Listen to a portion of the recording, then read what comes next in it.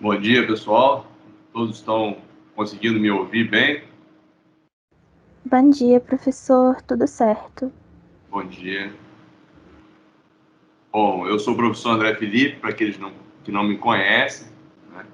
Esse é o grupo de pesquisa Direito, Sociedade e Cultura. Esse grupo de pesquisa tem uma história muito bonita com o tema da criminologia crítica. Tivemos, historicamente, a importância desse tema pela presença do professor Tiago Fábio no nosso grupo. E desde o final do ano passado, né, antes, inclusive, do falecimento do professor Tiago, então, o professor Tiago já estava na UFS.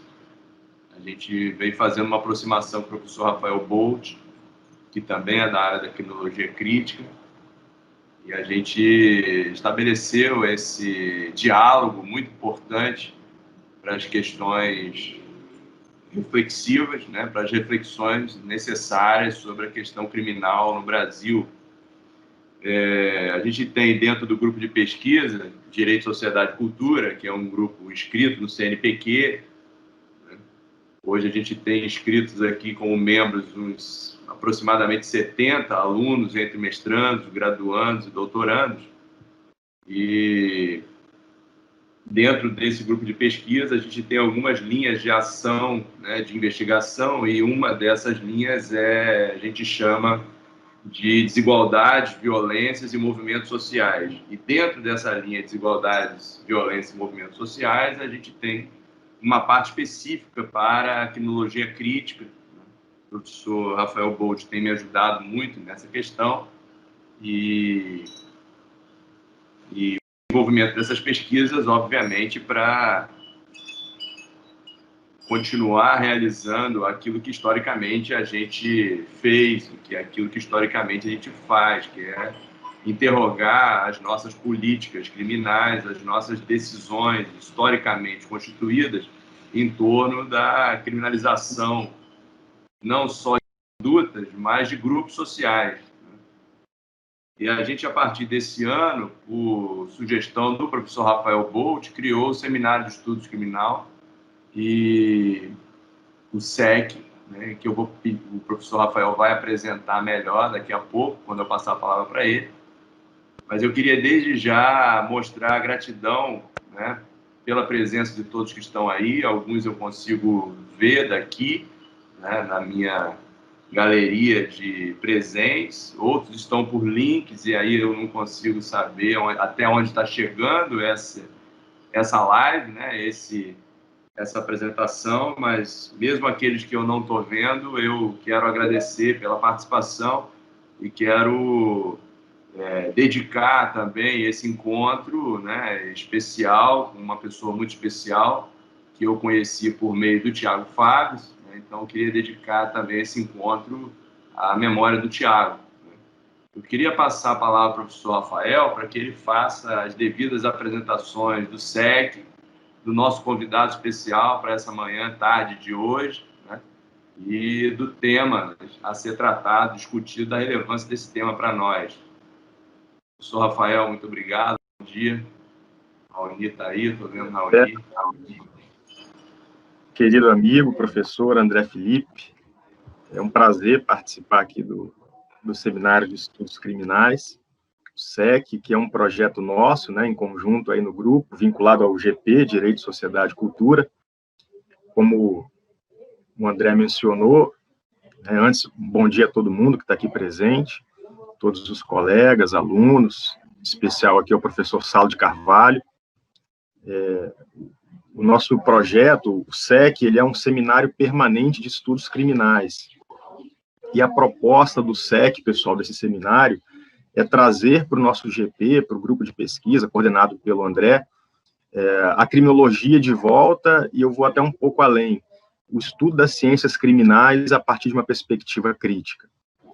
Esse semestre nós tivemos o início do projeto, né, André? A gente teve agora, infelizmente, em meio a uma pandemia, mas nesse aspecto foi positivo, porque nós conseguimos emplacar o projeto, o seminário, e tivemos um primeiro encontro com o Sebastian Scherer, o professor Sebastian Scherer, que é professor na Alemanha, agora emérito, mas na Universidade de Hamburgo, e ele nos brindou aqui com uma fala maravilhosa. O Sebastian é uma pessoa sensacional, além de um grande pesquisador, de uma grande referência, especialmente para mim. Então, foi um momento muito especial que nós tivemos aqui no mês de setembro, nesse primeiro encontro que abriu o Seminário de Estudos Criminais. E hoje, a gente tem um segundo encontro. Inicialmente, nós vamos ter 2 encontros por semestre, e depois a gente vai repensando o que pode ser em termos de aperfeiçoamento. E hoje a gente tem aqui, nesse segundo encontro, para encerrar, né, essa série de 2 encontros do Seminário de Estudos Criminais, uma outra referência fundamental das ciências criminais no Brasil, que é o professor Salo de Carvalho. O Salo é, para mim, uma referência importantíssima, mesmo sem nos falarmos antes, nos conhecermos, né? Desde a graduação, o Salo sempre foi uma referência fundamental, assim como era também para o Tiago, uma outra referência que nós tínhamos aqui, não só no GP, mas no Estado do Espírito Santo no Brasil, em termos de ciências criminais, de criminologia. Então, é um prazer imenso poder contar hoje com essa fala aqui do Salo, com esse encontro aqui com ele. Nós participamos de um evento organizado pela Unilassalle, né, Daniel Achute ali participando, o Salo, em homenagem ao Tiago, há alguns meses, que foi um belíssimo evento. Tive o prazer, a honra de participar também. E toda homenagem é pouca para o Tiago, porque além de ter sido um grande pensador, uma grande influência para tantos alunos, para tantos pesquisadores, era um grande ser humano, uma pessoa maravilhosa, um coração gigantesco, e que faz muita falta e deixou muita saudade. Então, eu queria agradecer mais uma vez a presença de todo mundo, em especial aqui hoje a presença do professor Salo de Carvalho, que, como eu disse, é uma referência das ciências criminais no Brasil, do pensamento crítico, e aproveito a ocasião, né, já que o professor Sebastian Scherer participou da abertura, e hoje nós temos aqui o Salo, para, mais uma vez, divulgar aqui esse livro também, pessoal, que chama Teoria Crítica e Direito Penal. Os dois compõem os autores da obra, né? Essa obra foi lançada agora em setembro, a gente fez o lançamento aqui no GP, inclusive, com a presença do Scherer, e esse livro, Teoria Crítica de Direito Penal, foi lançado pela editora De Plasto, eu organizei, e o Salo é um dos autores. Ele é um dos autores da obra, com um belíssimo artigo, junto com o Sebastian também, com alguns outros textos. O professor Salo de Carvalho, ele é conhecido de todos nós, mas só uma rápida apresentação: é professor de Direito Penal e Criminologia na UFRJ, ele é professor também do programa de pós-graduação, mestrado e doutorado da Unilassalle, mestre, pós-doutorado na Universidade de Bolonha, em outras instituições, é advogado criminalista, e tem diversas obras extremamente importantes, uma das quais eu gosto bastante, é essa aqui, o Antimanual de Criminologia. É uma obra publicada agora pela Saraiva, um belíssimo livro, junto com tantos outros livros, como Pena e Garantias, Política Criminal de Drogas no Brasil, enfim, são muitos artigos, são muitos livros, não daria até para a gente expor todos eles aqui. Então, Salo, eu queria te dar as boas-vindas, mais uma vez, agradecendo pela sua participação, por gentilmente ter aceito participar do nosso seminário aqui nesse grupo de pesquisa, e dizer que é um grande prazer. O tema que a gente havia combinado, né, a gente havia conversado, até um tema sugerido pelo próprio Salo aqui, é um tema bem interessante, pessoal, para quem é das ciências criminais, mesmo para aqueles que eventualmente não estejam pesquisando na área, né? O Salo hoje vai abordar aqui o controle de constitucionalismo, do substancialismo e do decisionismo na aplicação da pena, os efeitos da reforma do Código de Processo Penal. Então, esse é o tema, mas o Salo, óbvio, pode ficar muito à vontade, viu, Salo, para abordar, para trazer a sua perspectiva da forma que achar mais adequada, enfim. Fique muito à vontade, sinta-se em casa, é um prazer te receber aqui. Meu caro Rafael, André, bom te ver, bom vê-los. Eu que agradeço o convite. Por uma coincidência de agendas, ontem de noite eu estava com o Wilton na especialização, né? E mesmo virtualmente é sempre bom voltar à Vitória. E que eu estava comentando ontem com o Wilton, enfim, primeira vez que eu tive em Vitória para palestrar, foi pelas mãos do Thiago, tinha ido antes como turista, né? Mas como atividade acadêmica, minto.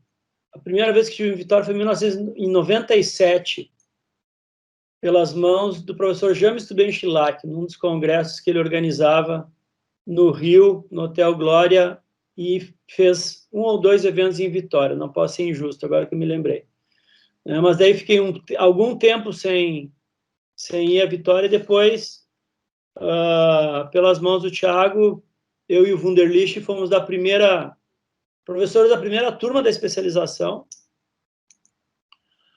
e depois uma série de outros momentos a gente teve junto aí. Então é sempre um prazer, e agora é quase uma obrigação, lógico que prazerosa, de estar com vocês aí para poder saudar a memória do Thiago, né, porque ainda está muito presente, dói muito ainda essa coisa inexplicável, né? Pensar que em janeiro ele esteve aqui em casa, pouco antes de falecer, enfim, uma coisa. Porque a gente era muito amigo, fomos vizinhos em Porto Alegre, inclusive, e desenvolvemos uma amizade enorme, e que eu dizia ontem, quero referir hoje, eu falar sobre criminologia crítica e garantismo ontem, algo que eu vou retomar, porque o tema é um tema dogmático, mas ele, na realidade, é só um motivo para a gente concretizar uma discussão maior, né, em algo que seja perceptível diretamente, sobretudo para quem está na graduação, até porque muitas vezes o discurso da criminologia crítica, o discurso do garantismo, ele é tido como um discurso diletantista, que não produz efeitos imediatos, né? Então, por isso que eu escolhi um tema bastante específico para a gente fazer uma discussão maior, né? Mas o que eu estava dizendo ontem, falando sobre criminologia crítica e garantismo, eu dizia da necessidade de a gente reforçar uma memória e marcar uma historiografia, porque é impossível falar de criminologia crítica no Brasil, por exemplo, sem falar em Roberto Lira Filho, né, no Criminologia Dialética, sem falar em Zaide Machado Neto, né, Direito Penal e Estrutura Social, sem falar em Juarez Cirino dos Santos na Criminologia da Repressão e na Criminologia Radical. É impossível falar em pesquisa criminológica crítica no Brasil, e no feminismo criminológico crítico, sem falar na pesquisa da Julita Lengruber de 1976, né, no presídio Tavaleira Bruce, aqui no Rio de Janeiro, uma pesquisa empírica conduzida pela criminologia crítica com uma dimensão feminista, né, assim como é impossível falar em pesquisa criminológica crítica nos presídios sem falar do Augusto Thompson, né, nas pesquisas do início da década de 70. Né, por que eu estou falando? Por que eu estou fazendo essas referências? Porque muitas vezes a gente acaba perdendo alguns referenciais que são referenciais fundamentais, e a gente vai para uma discussão, em muitos casos, a gente parece que parte de marcos zeros de discussão, quando mesmo na crítica nós temos uma tradição consolidada, e essa tradição ela tem que ser marcada, né? E falo isso, falando desses gigantes da criminologia crítica brasileira, falo isso, mas para falar de uma criminologia crítica desenvolvida no Espírito Santo, que já tem uma história, que já tem uma consolidação, né? A Mari chegou aqui ela estava tomando mate sozinha lá embaixo, daí eu pedi para ela me trazer um chimarrão. Eu disse pro Rafael que eu ia descer para fazer um café e já entrava. Na realidade, daí eu vi que a Mari estava... Estou aqui com o André e o Rafael, Mari. Manda um beijo, não vai aparecer que eu tô... Ela está mandando um beijo para vocês, disse que não vai aparecer porque ela está muito desarrumada. Ok. Mas o que eu estava dizendo, eu faço essas referências, que são referências que vocês conhecem, né? Conhecem muito do Lira Filho, que inclusive é nome do Centro Acadêmico da Federal, né? Lira Filho, Juarez Cirino dos Santos, Juarez Tavares, Nilo Batista, que são os nossos mestres, né? Vera Malaguti, Vera Andrade, talvez outros nomes que não conheçam tanto, como Zaide Machado Neto, que é uma das primeiras criminólogas críticas e uma das primeiras feministas no Brasil. Ela, inclusive, abandona a criminologia crítica para se dedicar ao feminismo e à militância, e, infelizmente, falece muito cedo também, talvez por isso que a gente não conheça tanto o nome dela, né? Mas referi isso para dizer que quando a gente vai falar da criminologia crítica no Brasil, é fundamental a gente falar nessas pessoas, porque nós não estaríamos aqui sem eles. E, sobretudo, para um grupo de estudo em Vitória, é fundamental dizer que você já tem uma história consolidada da criminologia crítica, né? Uma história que eu poderia mencionar, e ontem estava lembrando, né, as leituras que eu fiz de João Batista Herkenhoff. Na minha graduação, um juiz capixaba com uma postura, né, crítica, com uma postura alternativa, talvez muito mais na criminologia de forma intuitiva do que de uma construção teórica, mas um juiz intuitivo que se alinhava na filosofia do direito, na sociologia do direito, a uma perspectiva crítica, né? E que, com essa geração, né, que é nova, sim, mas já se consolidam com nomes que merecem ser trabalhados e retrabalhados, né? Eu lembrava ontem com o Wilton que, numa frase do Tom Jobim, que ele dizia que no Brasil, na música, quem fazia sucesso parecia que era uma ofensa pessoal, né? Significa dizer que isso é uma tradição, infelizmente, comum na nossa academia, pegando esse gancho com Tom Jobim, né? No Rio Grande do Sul, a gente costuma dizer que quem consegue ultrapassar o Mampituba, que é aquele rio né, aquele trecho de rio, do Rio Uruguai, que faz a divisa entre Rio Grande do Sul e Santa Catarina, quem ultrapassa, né, quem consegue ter um mínimo de projeção nacional, acaba sendo fritado, né, no Rio Grande do Sul, né? Isso aconteceu com César Roberto Bittencourt, uma série de pesquisadores, Quauri, né? Então a gente tem um pouco esse ranço de quem consegue alguma projeção fora da nossa aldeia, né? Mas isso não pode nos atingir, nós da crítica, né? Por isso que falar do Thiago, né, é falar de uma tradição que está consolidada no país, né? E que vocês, sobretudo alunos, precisam saber disso, né? É falar de Thiago, é falar do Nelson Camata, é falar do Clécio Lemos, né? Que eu estou com, enfim, estou com a tradução do Sutherland aqui atrás, né? Publicado, feita pelo Clécio, pelo grupo de pesquisa, é falar do André, é falar do Rafael, é falar do Ricardo Geneliu, né? Ou seja, já tem um volume, né, de discussão, né?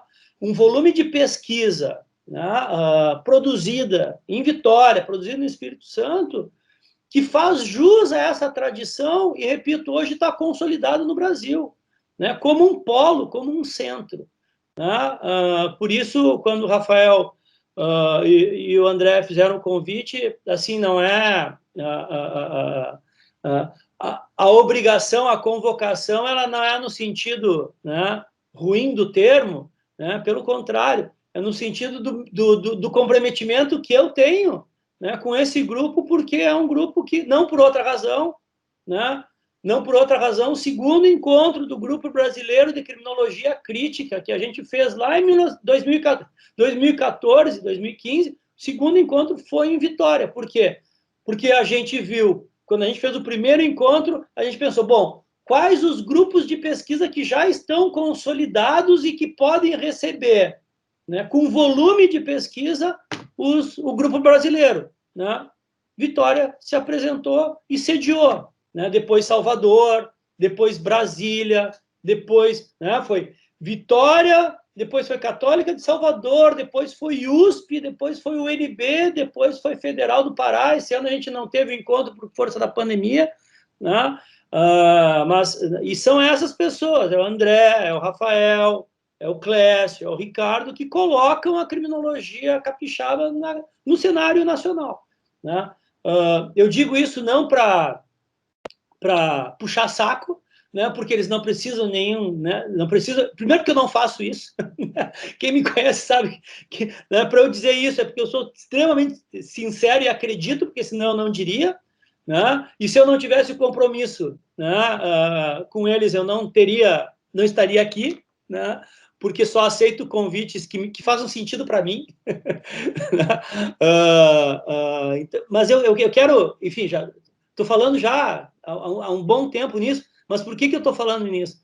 Porque é fundamental que vocês saibam, né, o local em que vocês estão e honrem esse local, né? Honrem esse local trabalhando com os professores de vocês, né, lendo os trabalhos deles, citando os trabalhos deles, né? E porque é vocês que vão levar. E grupo de pesquisa se faz exatamente para isso, né? O Rafael só está aqui porque ele pesquisou com o Thiago, né? O Thiago só se consolidou porque ele foi pesquisar no Rio Grande do Sul com o Lênio, e eu tive, né, uma parcela de culpa nisso, né? Porque se faz assim, né? É o que a gente chama de teoria de base, né? A gente só está discutindo hoje as novas criminologias, a gente só está publicando um livro, Teoria Crítica e Direito Penal, hoje porque a gente teve o Roberto Lira Filho. Porque antes do Roberto Lira Filho, nós tivemos Roberto Lira, né? Um positivista, mas um positivista contradogmático, anti-hegemônico, se é possível, um positivista crítico, né? Por maior que seja a contradição em falar num positivista crítico, né? Mas é uma pessoa que, se a gente for estudar crítica ao sistema penitenciário no Brasil, o Roberto Lira Pai é o primeiro antipenitenciarista, é o primeiro. Se a gente for identificar um movimento anticarcerário, a gente vai ter que fazer honra ao Roberto Lira Pai, né? Enfim, né? É por isso que eu estou aqui com vocês, né? Só justificando, né? Né? Acho que isso não é tomar tempo, né? Eu acho isso importante para localizar, para fazer essa historiografia. Isso é importante para nós hoje, gente. Porque, como eu disse, a gente vai fazer alguns debates, eu vou ler alguns artigos, eu vou assistir algumas palestras de pesquisadores novos e que eles não têm culpa disso, mas parece que os temas são colocados a partir de um grau zero de conhecimento, né? Como, por exemplo, se a criminologia feminista no Brasil tivesse começado na década passada, quando a gente tem que ir lá na Julita Lengruber e na Zaide Machado, inclusive para honrá-las, né? E não apagá-las dessa história, como a própria criminologia feminista denuncia, né? Dessa visão e dessa perspectiva, né, misógina que tem, inclusive, na própria criminologia crítica, né? Isso denunciado por várias criminólogas feministas, e corretamente, né? Mas para que a própria criminologia feminista não apague essas mulheres, né? Quando a gente vai falar em criminologia negra, a gente tem que pensar, inclusive, nas próprias pesquisas da AID, né, sobre mulheres nordestinas no mercado de trabalho, né? Assim, estudos que são belíssimos, né? Assim como, daí entrando no tema, né, eu escolhi essa questão, repito, que é um tema dogmático, mas para poder falar sobre garantismo e para poder falar sobre criminologia crítica, né? Porque também, né, quando se toca no tema garantismo, sobretudo hoje no Brasil, é um ponto zero do conhecimento. Parece que isso foi uma discussão colocada na última década, né, quando, na realidade, a gente tem uma longa tradição para falar disso no Brasil e muito provavelmente o Thiago foi um dos responsáveis por consolidar o garantismo no Brasil com as pesquisas que ele fez com o Lênio, né? Bueno, o tema, o controle do substancialismo e do decisionismo na aplicação da pena, né? Eu estou trabalhando aqui com duas categorias, né? Decisionismo e substancialismo, que são categorias centrais que o Ferraioli utiliza para nominar, para classificar aquilo que ele chama de sistema inquisitório. Né? Então, termos substancialismo e decisionismo, eles nos remetem para esse local. Né? O Ferraioli, né, quando ele pensa no direito e razão um sistema de garantias, ele cria um tipo ideal de forma bem weberiana, né? Ele cria um estereótipo normativo, né, para definir aquilo que eles identificam como o que seria o direito penal e o processo penal num Estado democrático de direito. E ao pensar o direito penal e o processo penal num Estado democrático de direito, ele pega todas as características que seriam as características plenas de um sistema e potencializa elas ao máximo. E cria esse estereótipo, que ele vai chamar sistema garantista. Como o lado oposto, o inverso dessa moeda, ele nomina um sistema inquisitório, né? Que é a negação desse sistema garantista e que, por ser a negação, seria o sistema que vige, né? O sistema que caracteriza um Estado autoritário, né? Um Estado não democrático de direito. Né? E o que ele faz? Na realidade, ele cria esses dois tipos ideais, cria esses dois estereótipos, que são estereótipos conceituais e meramente classificatórios. Né? Um sistema garantista, ele não é pleno. Eu não encontro ele na realidade. Eu não encontro ele como um fenômeno da natureza. Né? Utilizando uma terminologia criminológica, porque, né, é inegável que todos aqui, pela natureza do grupo, né, tenham essa dupla militância, que é característica da criminologia crítica latino, né, de uma dogmática crítica, de uma crítica dogmática e de uma criminologia crítica, porque isso é importante também, isso marca a nossa criminologia, a nossa brasilidade, que é unificar um pensamento criminológico que é empírico com um pensamento dogmático crítico. Né? Vou falar um pouquinho mais sobre isso se a gente tiver tempo. Né? Mas o que o Ferraioli faz, em termos de tipo ideal, inspirado em Weber, é um pouco o que o Lombroso fez, quando ele criou a imagem do criminoso nato. A gente não encontra criminosos natos na natureza. O que Lombroso faz é construir um estereótipo. Né? Um estereótipo anatômico, um estereótipo estético. Né? E daí ele molda aquela pintura mais ou menos como uma caricatura. Quando a gente, né, no centro da cidade, normalmente, né, do lado daquele lambe-lambe, tá o cartunista ali, né, sentado com o banquinho na frente, e a gente senta e ele vai fazer uma caricatura da gente. Né? Não é uma foto, porque não reflete a nossa existência na natureza. Mas o que esse caricaturista, né, esse cartunista genial vai fazer, né, que certamente tem né, hoje, agora, nesse momento, no centro de Vitória, como tem aqui no centro do Rio de Janeiro? Ele vai pegar as nossas principais características anatômicas da face e vai potencializar. E vai transformar aquilo, né, num objeto num objeto cômico. Né? Então, eu nunca fiz uma caricatura, mas é inegável, né? Porque eu já sei, porque eu conheço teoricamente como funcionam os tipos ideais, que se eu sentar na frente de um caricaturista, ele vai me desenhar com uma testa enorme, com olheiras extremamente relevantes, agora está um pouquinho por causa do óculos, né? Com um nariz gigantesco, né? Com cabelos esgrenhados, que não é exatamente o que eu sou.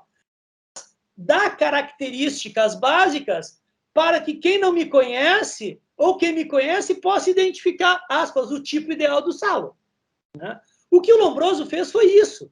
Né? Não existia um criminoso nato, né, na natureza, embora ele vá encontrar lá no cadáver do Vilela, né, a fosseta occipital média, enfim, vocês conhecem essa história, ele vai pegar as características medianas daquela população encarcerada que ele encontrou lá nos presídios da Itália e vai fazer caricaturas. Essa caricatura serve para quê? Para classificar. Então, eu tenho essa foto do criminoso nato e eu tenho, do outro lado, a foto do não criminoso nato. Isso permite a Lombroso e a todos os criminólogos positivistas o quê? Jogar qualquer um de nós ali no meio, entre aqueles polos, para ver para onde a gente pende. Quanto mais eu me aproximar, mais criminoso eu sou. Quanto mais eu me distanciar, menos eu sou. Tá? O que o Ferraioli faz quando ele cria um sistema garantista? Ele faz o mesmo procedimento. Ele cria um estereótipo, né, do que é o modelo de um direito penal num Estado democrático de direito, regido por um princípio da legalidade, uma política criminal regida por um princípio de necessidade, as penas regidas por um princípio de proporcionalidade, né? Uma culpabilidade que é uma culpabilidade de fato e não de autor, né? Um modelo processual ancorado num princípio do acusatório, onde o juiz se distancia da prova e não tem iniciativa, onde o juiz é um juiz espectador, onde os tipos penais regidos pela taxatividade, né, são totalmente claros, sem ambiguidades, sem contradições, sem lacunas, um processo penal regido por um princípio de presunção de inocência pleno, com ampla defesa, com contraditório, com duplo grau de jurisdição, né, sem prisão preventiva, com prisões, né, condenação limitadas no tempo, ele vai construir esse modelo. E o lado oposto, ele vai construir o sistema inquisitório, que é exatamente a negação de toda essa principiologia. Ao invés de eu ter um juiz espectador, eu tenho um juiz ator. Né? O juiz, no sistema acusatório, ele assiste as partes a produzir a prova.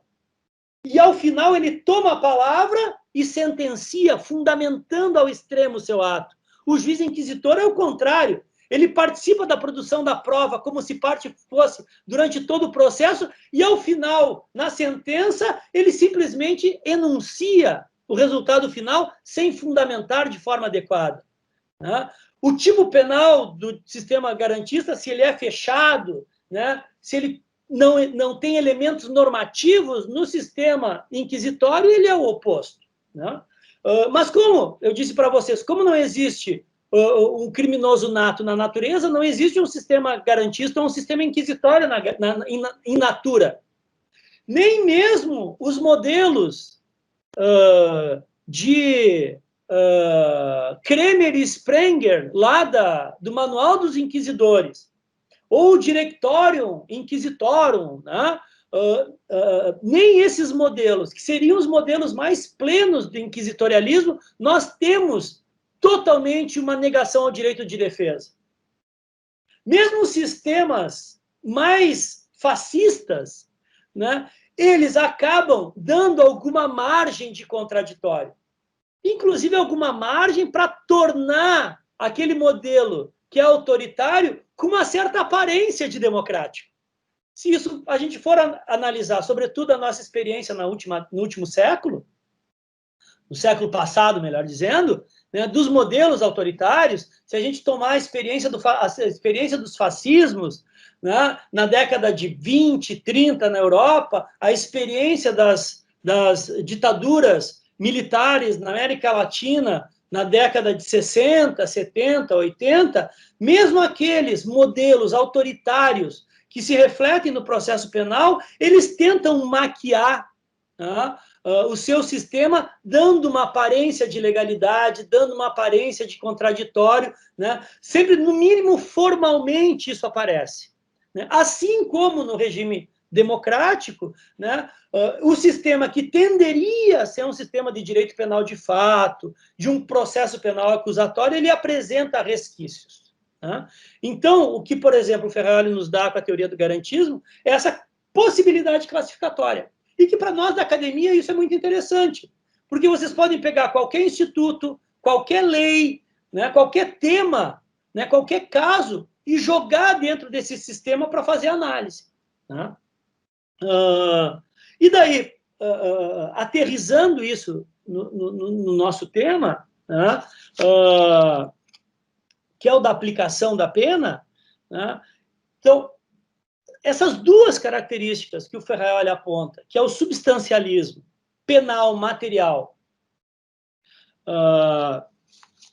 que é baseado, né, o Ferrari vai dizer, o substancialismo no direito penal material, ele é baseado numa concepção não formalista, ontológica do delito, e que, para a gente ter mais claro, isso vai nos remeter lá a uma perspectiva de um direito penal do autor, né, naquela clássica fórmula, né, onde o sujeito é julgado não pelo que fez, mas pelo que ele é, onde se julga a biografia do autor e não o fato a ele imputado, né, o Ferrari vai dizer que essa é a principal marca do direito penal no sistema inquisitório, no sistema antigarantista, que é esse substancialismo. Isso se traduz na forma legal, sobretudo nos tipos de autor, que nós não temos muitos no Brasil, né, no nossa atual estrutura legislativa, mas mais, e é o que a gente tem mais experiência, nas estruturas dos tipos penais abertos. De tipos penais que são preenchidos por elementos normativos. E no processo penal, essa dimensão vai ser dada no que o Ferrari chama de decisionismo processual. Que significa, antes de mais nada, protagonismo judicial. Ou o que a gente conheceu também nos últimos anos pelo termo ativismo judicial. Um juiz que não se afasta como terceiro imparcial, e aqui eu estou utilizando o termo imparcial e não neutro, né? Naquela ideia que eu gosto, italiana, do terceitar, né? Um juiz que é terceiro espectador, né? E se envolve, normalmente se envolve na produção da prova e na valoração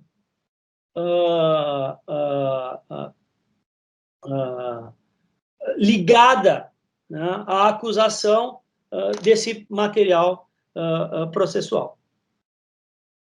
Essas duas dimensões, né, no direito penal material e no direito processual penal, elas definem um pouco a nossa estrutura na aplicação da pena.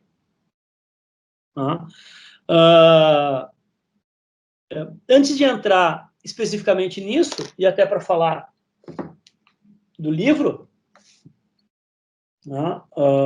é um pouco que eu desenvolvo, para vocês verem como esse tema é um tema transversal, é um pouco que eu desenvolvo nesse artigo, né, que eu publiquei nesse texto, nesse livro, organizado pelo Rafael, sobre materialização da antijuridicidade. Né? E aqui eu acho que uma referência histórica ela é interessante para a gente entender um pouco a dinâmica, inclusive do que foi o garantismo, do que é o garantismo, né, do que foi o movimento do direito alternativo no Brasil, como braços, né, de uma criminologia da praxis, né, uma efetivação da criminologia nas práticas jurídicas.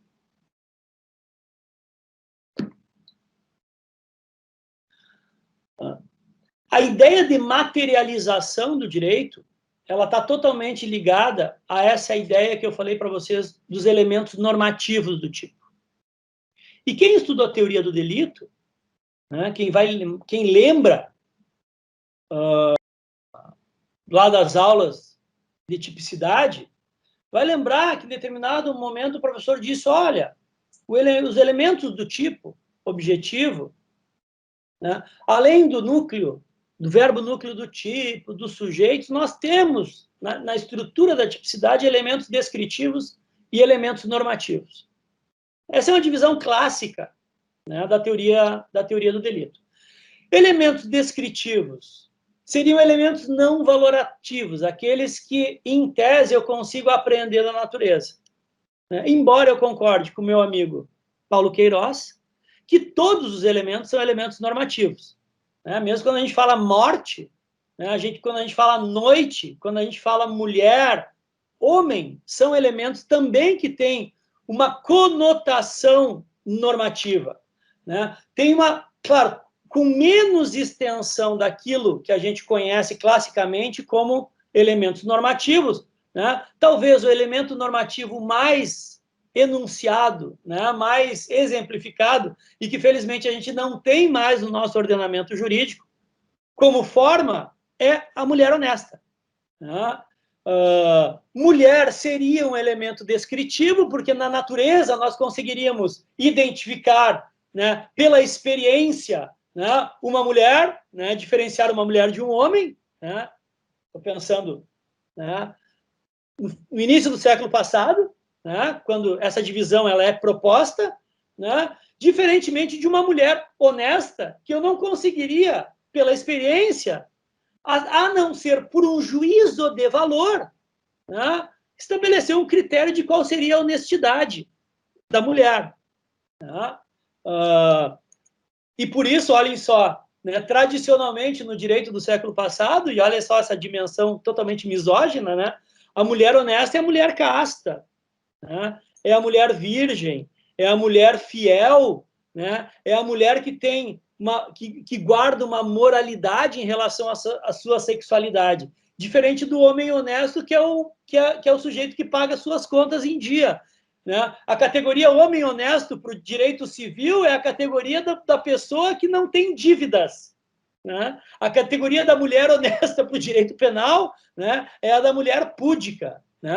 Enfim, e isso, gente, esses tipos normativos orientaram a forma de fazer o direito ao longo do século passado em todos os países de tradição romano-germânica.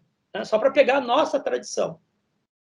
Graças ao movimento feminista, nós tivemos a extirpação dessa categoria mulher honesta do Código Penal, mas eu estou falando isso há 15 anos atrás, 14 anos atrás, nesse século, no século XXI, para vocês verem como isso, como essa permanência na forma legal se mantém. Uma permanência na forma legal que se mantém e que se traduz numa permanência nas práticas jurídicas. Eu não preciso mencionar o caso da Mariana Ferrer, que todos nós acompanhamos e discutimos ao longo dessa semana.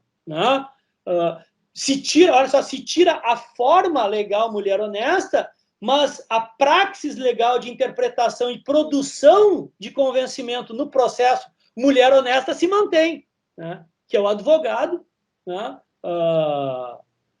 que eu conheço, por sinal, de Santa Catarina, Florianópolis, o Gastão, fazendo aquela interpelação naquele nível de moralidade dentro do processo penal. Até... bom, todo mundo postou alguma coisa sobre isso, porque foi tão chocante, isso causa tanta revolta que as redes... e tem que ser falado mesmo isso. E hoje eu recebi de manhã uma mensagem de uma juíza amiga, e ela dizendo: Saulo, acho que nós cometemos um equívoco em relação à postura do juiz e à postura do promotor, porque assim como tu fez, eu fiz também, criticando que o juiz e o promotor teriam sido omissos, que não tomaram, que não protegeram, mas agora tem o vídeo na íntegra, assiste a audiência na íntegra, eu disse, eu vou assistir, enfim, só para... porque a primeira impressão era aquela, do advogado revitimizando, vitimização secundária, que a gente chama em criminologia, a vítima, invertendo o papel, culpabilizando a vítima com questões que não dizem respeito ao fato, mas sim a história e a postura, o ser daquela depoente, transformando-a em réu, e o juiz e o promotor, em princípio, sem interromper a audiência, que seria a postura correta, né? Mas olhem só, como o direito penal do autor, ele atua também não só julgando o réu pela sua historicidade, mas, nesses casos, julgando a vítima, porque ali a gente tem, né, uma vitimologia de autor.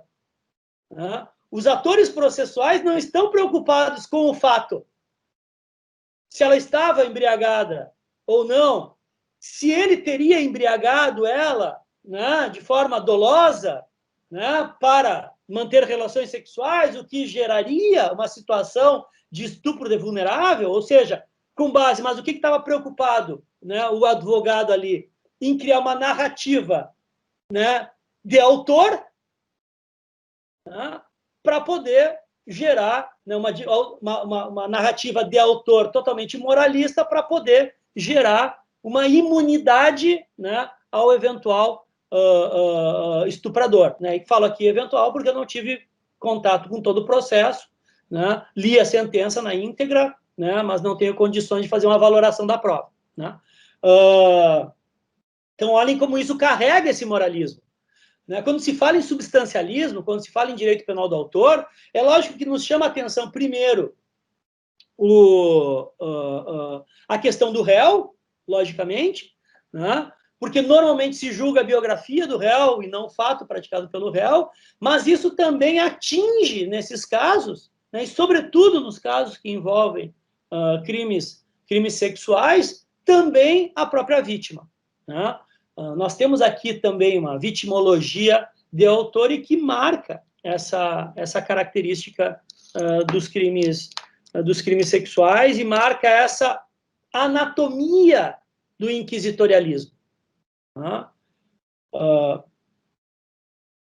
Porque o processo penal, na realidade, se ele deveria acertar justamente, proporcionalmente o caso, na realidade ele não serve ali, né, nem como tutela da vítima, que é a grande discurso punitivista de justificação do processo penal, né, mas a gente vê que quando o processo penal, né, deveria tutelar a vítima, que o processo penal, na realidade, não se preocupa nem com vítimas nem com réus.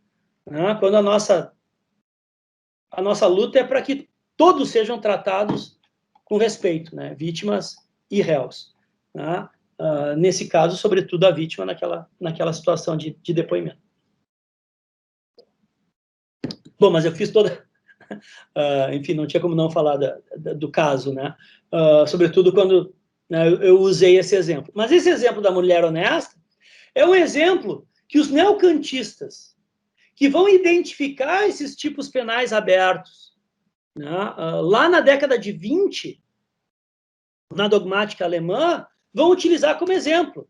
Né? Max Ernst Mayr vai utilizar esse exemplo, porque estava na legislação alemã freudental, Goldschmidt, Radbruch, todos, praticamente todos os neocantistas vão identificar, algumas pessoas acham que eles defendiam os tipos penais abertos, quando na realidade isso não é real, mas são esses autores que vão identificar que as estruturas normativas, elas dão essa abertura para valorações, né?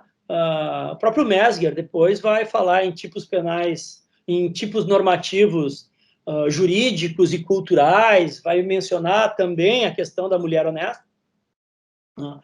Mas o que a gente, que eu estava dizendo, estava fazendo a referência ao artigo, né? Que eu estava mencionando essa materialização do direito. Né? Uma das grandes lutas, né, do garantismo penal, e o garantismo penal é uma matriz fundamentalmente normativa, ela é uma ferramenta para o operador do direito, não é nada mais do que isso, não é uma perspectiva em primeiro plano criminológica, inclusive, né? A gente pode discutir isso também, mas ele tenta criar técnicas de limitação e de constrição, primeiro, desses espaços abertos que é dado na materialização do direito, que a gente conhece como tipos penais abertos, e 2, de limitação e de controle do ato judicial. Por isso o título, né, é o controle do substancialismo da interpretação dos tipos penais abertos, que eu estou querendo dizer aqui, e do decisionismo, da atuação judicial, inclusive interpretativa, né, na aplicação da pena, mas poderia ser na aplicação das nulidades, na aplicação da prisão preventiva, em qualquer circunstância, porque também nesses tipos processuais, vamos pegar o que é a ordem pública. Né? O juiz decreta a prisão preventiva para a garantia da ordem pública. Né? Isso é um tipo penal aberto processual, né? Que abre espaço para o decisionismo, que abre espaço para o substancialismo, assim como a gente tem lá no artigo 59 que o juiz, para aplicar a pena, deve valorar a personalidade do réu. A questão é como e se é possível fazer um controle dessa tipicidade aberta. Por quê? Repito, e daí concordo com o meu amigo Paulo Queiroz. Tem um artiguinho bem interessante do boletim do IBCCRIM, que eu acho que é 10 teses, 10 axiomas sobre tipicidade penal. E um deles é esse, né, que todos os tipos penais são abertos. Claro, ele está trabalhando muito com teoria da linguagem, e eu lembro das minhas aulas com Vará, no mestrado em Santa Catarina. Né? Vará, aliás, que tem belos textos sobre direito penal, né? Tem um... Deixa eu ver... Putz, não tá... Eu estou me mudando, eu estou com metade... Segunda-feira eu mudo daqui, então eu olhei para o lugar que estava o livro do Vará, não está mais aqui. Mas o Vará tem uma coleção publicada pela Fabris, Introdução ao Estudo do Direito, né? Não me lembro, 3 volumes, e um dos anexos do volume 1 é Teoria Geral do Delito. Né? Texto antigo dele, bem interessante, e, sobretudo, o Vará, como um cara, né, que sempre trabalhou a teoria da linguagem, né, ele vai explorar muito isso. Né? Não por outra razão, um dos principais livros sobre esse tema no Brasil, que é de uma grande penalista, né, chamado Rosa Maria Cardoso Cunha, que publicou em 1980 um livro chamado O Caráter Retórico do Princípio da Legalidade. Né? Quando eu vim morar aqui no Rio, eu descobri que a Rosa Maria era minha vizinha, né? De quadra, né? Porque eu cruzei com ela, e aquela coisa meio de fã, de chat, né? Porque esse texto da Rosa Maria, né? Rosa Maria, que foi advogada de preso político, tem uma atuação na advocacia muito mais forte, participou da comissão da anistia, inclusive, e tem uma atuação muito mais na advocacia do que na academia, mas ela é a dissertação de mestrado dela, orientada pelo Vará, pensem bem, em 1980, onde ela faz uma análise do princípio da legalidade e de como o princípio da legalidade ele é, na prática judicial, constantemente violado. E ela vai explorar muito esses elementos normativos do tipo, os tipos penais abertos. Aliás, é uma dogmática crítica que deveria ser resgatada urgentemente. Né? Teria que ser republicado esse livro dela. Né? Não lembro se está aberto na internet. Mas se chama O Caráter Retórico do Princípio da Legalidade. Né? E se não me falha a memória, o Thiago tem um texto dele sobre esse livro, inclusive. Né? Mas a grande questão é essa, de que forma a gente pode controlar a linguagem, sendo a linguagem incontrolável. E 2, se a forma, por si só, garante. E 3, se não há espaço positivo, emancipatório, democrático para materialização. E o debate que eu faço no livro, que daí ele não é na questão da aplicação da pena, mas é na questão do ilícito, ele vai discutir um pouco a crítica que vários penalistas, garantistas, poderíamos chamá-los hoje, inclusive um grande Já foi também, queria mostrar o livro. Né? Um grande pensador da escola de Frankfurt, que infelizmente não chega muito no debate dogmático, no debate jurídico, é Franz Neumann, né? Não é o Neumann atual da escola de Frankfurt, né? É o Franz Neumann, que vai defender a dissertação dele. A dissertação não, que seria hoje o trabalho de conclusão de curso, né? O TCC, né? Mas que era considerado um doutorado na época, em 1922, sob a orientação do Max Ernst Mayr em Frankfurt. E esse autor é um autor extremamente interessante, que faz uma crítica muito forte à materialização do direito, imputada ao neocantismo, né? Sobretudo aquilo que a gente conheceu como ilícito material. Porque a materialização do direito, sobretudo sob o fascismo, né, e a experiência do direito penal nacional-socialista, né, demonstra isso, de um total abandono do princípio da legalidade para a construção e admissão de um ilícito extralegal. Né? Um ilícito não formal, mas um ilícito material. Né? Se a gente pegar a categoria que é a mais conhecida de todos, né, do espírito do povo, né, do Volksgeist. Né? E aqui o Rafael corrige a minha pronúncia se eu estiver muito errado. E grande parte, e o que o Neumann faz, né, é criticar essa materialização do direito, dizendo que havia, no direito penal nacional socialista, uma perversão do direito, que é o total abandono da forma-garantia, substituindo essa forma-garantia por uma abertura das estruturas legais que geravam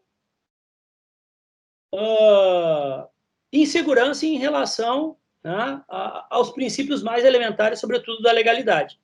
Um dos exemplos que ele vai utilizar, né, como materialização do direito seriam as cláusulas abertas, como, por exemplo, boa-fé, que com uma categoria aberta como essa, o juiz poderia decidir qualquer coisa, porque caberia a ele realizar um juízo de valor do que, no caso concreto, seria uma atitude de boa ou de má-fé.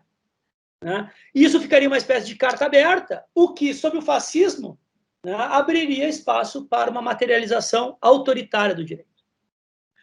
Isso foi criticado. Né? Percebam, claro, aqui no injusto, a gente tem uma agudização disso. Em menor escala, nós temos os tipos penais abertos. Né? Quando eu falo conduta social do réu na aplicação da pena. Qual a extensão dessa categoria que vai apontar para um aumento, uma diminuição da pena? Esse é um efeito mais controlável, porque eu tenho um limite mínimo e máximo de pena que o juiz não pode ultrapassar. Mas se eu carregar isso para um tipo penal incriminador, né, eu tenho uma extensão que é ampla de punibilidade ou não. Então, esse tema da materialização do direito, ele ficou bastante carregado pela materialização autoritária, o que leva autores como Neumann a classificar a materialização do direito como uma perversão do direito. Isso ele vai fazer num livro que está traduzido no Brasil, tá? E que eu indico a leitura, que se chama O Império do Direito, está pela Quartia Latam, onde o Neumann, inclusive, faz uma análise do direito penal nazista. Mais recentemente, né, pela Tirán, Leblanc, vocês encontram o texto do Zaffaroni, Direito Penal Nazista, e uma polêmica produzida pelo Caiambos, né, a obra do Zaffaroni, que é Direito Penal Nacional Socialista, que eu acho particularmente uma polêmica forçada, em vários aspectos.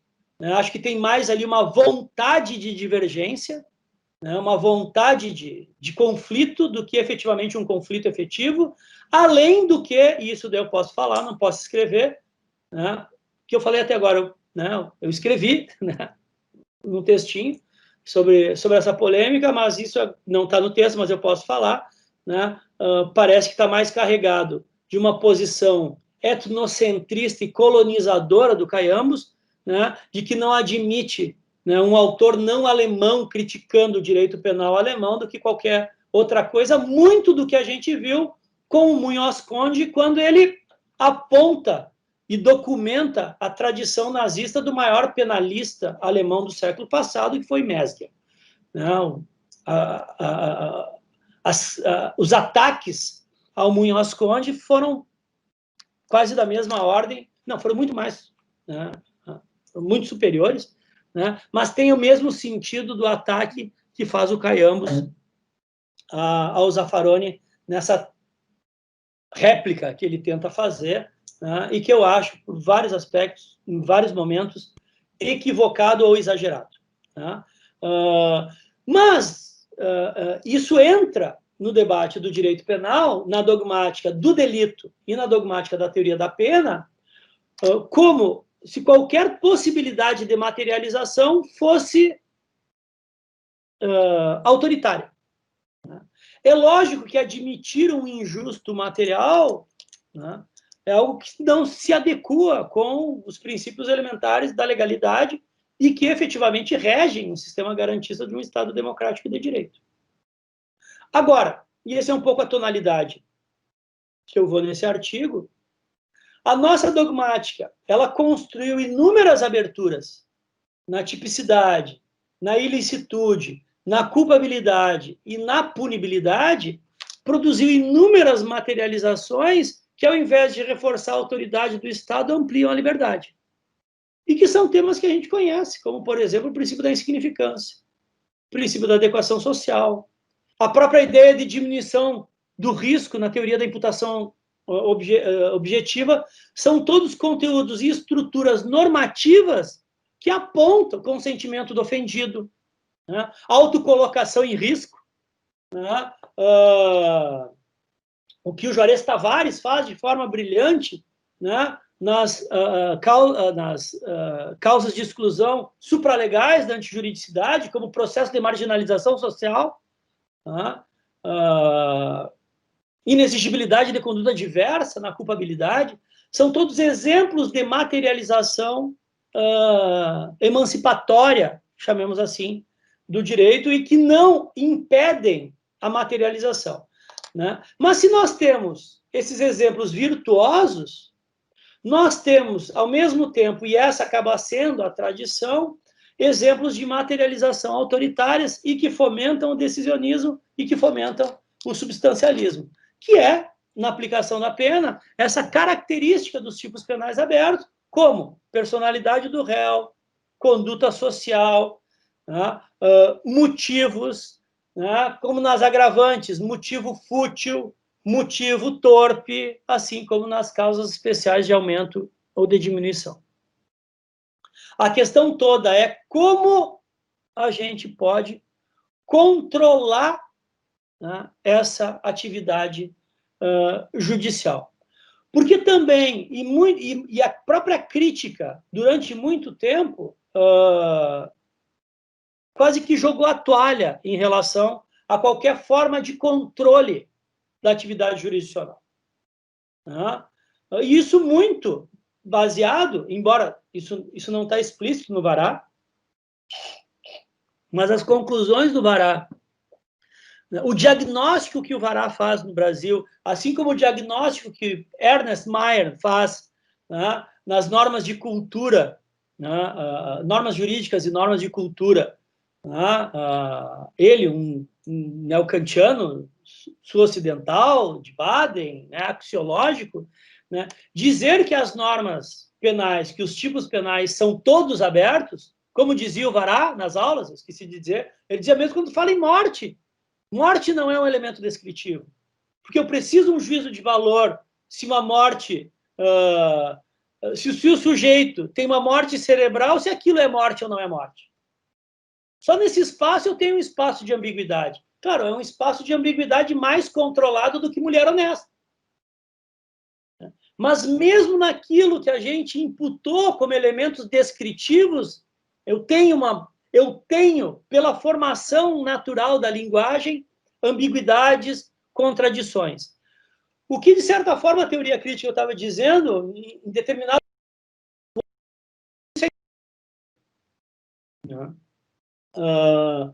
Só que essa incontrolabilidade, ela agudiza, sobretudo no Brasil, onde a gente ainda está movido, né, por uma ideia de livre convencimento do juiz, né, o que leva, né, e o Lênio, né, explora isso bastante nos textos, né, Tiago escreveu bastante sobre isso, o que leva o juiz a poder falar qualquer coisa sobre qualquer coisa, né, a atribuir qualquer coisa como personalidade, a atribuir qualquer coisa como conduta social, né? Então, o que a gente tem, e por isso, da reforma do Código de Processo Penal, a lei anticrime,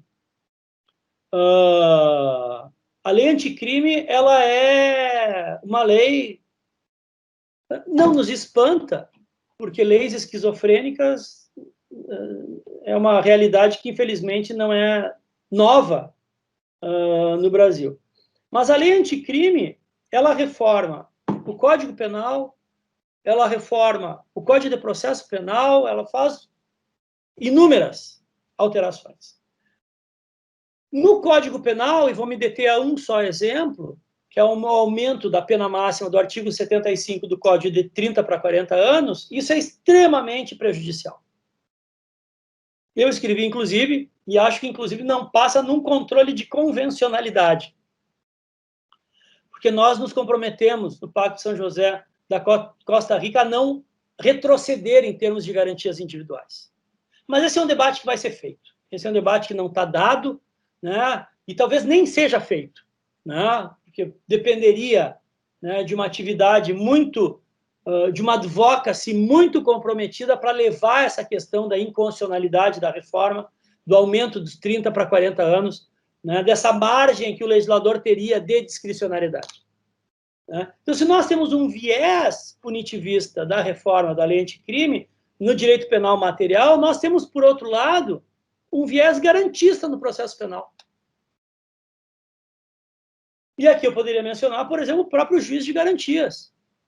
É tão garantista que o Supremo imediatamente suspende.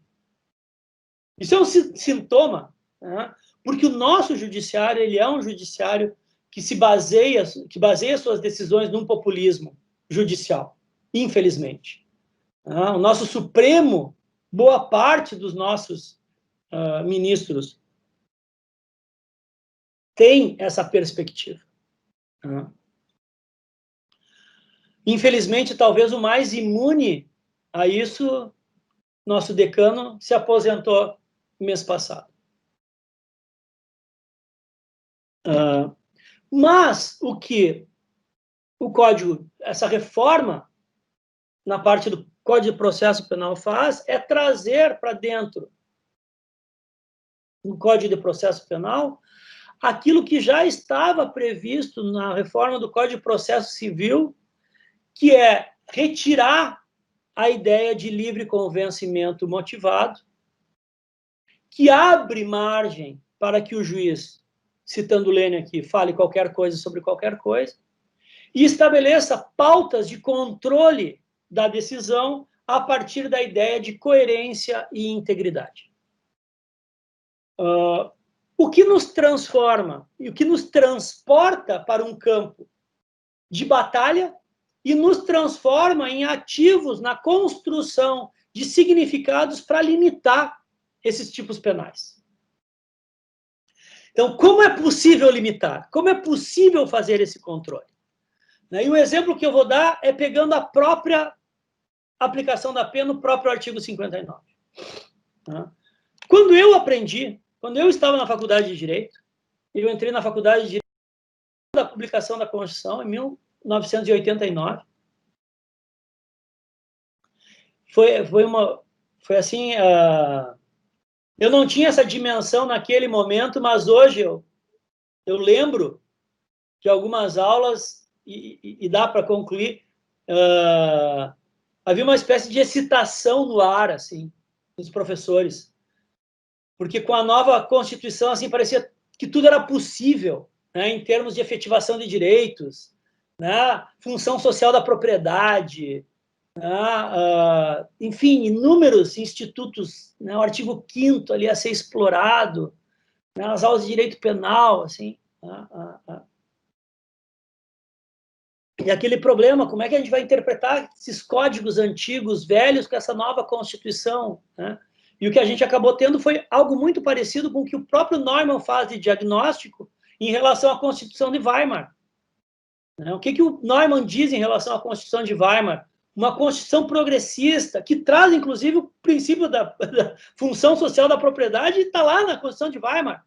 O Kirchheimer, aquele do parceiro do Rush, que vocês já ouviram falar, do Punição e Estrutura Social, tem textos maravilhosos demonstrando como a Constituição de Weimar, ao trazer o princípio constitucional, o princípio da função social da propriedade, como a jurisprudência aristocrática ainda imperial, né, bismarckiana, né, como aquela aristocracia jurisdicional conseguiu minar a interpretação e tornar sem efetividade o princípio da função social da propriedade. Como, através do que hoje a gente conhece como interpretação retrospectiva, os juízes de Weimar interpretaram o Código Civil contra a Constituição. E muito disso que a gente viu na década de 90. Vocês não experimentaram isso, tá? Mas a gente via naquilo que a gente chama de jurisprudência retrospectiva, de não tornar efetiva a Constituição para validar o Código. Então, muitas decisões, muitos tribunais operaram dessa forma, né? Despotencializando os princípios constitucionais e efetivando legislações fascistas, como é o próprio Código de Processo Penal. Então, quando eu aprendi o que eram antecedentes criminais na aplicação da pena, o meu professor Ney Fayette, e eu terminei a disciplina, levei a prova, me lembro direitinho, eu levei a prova para ele, eu entreguei a prova final, disse, professor, eu gostaria de um estágio no seu escritório, pode ser voluntário, porque eu queria trabalhar com ele. Foi o primeiro estágio que eu fiz na faculdade.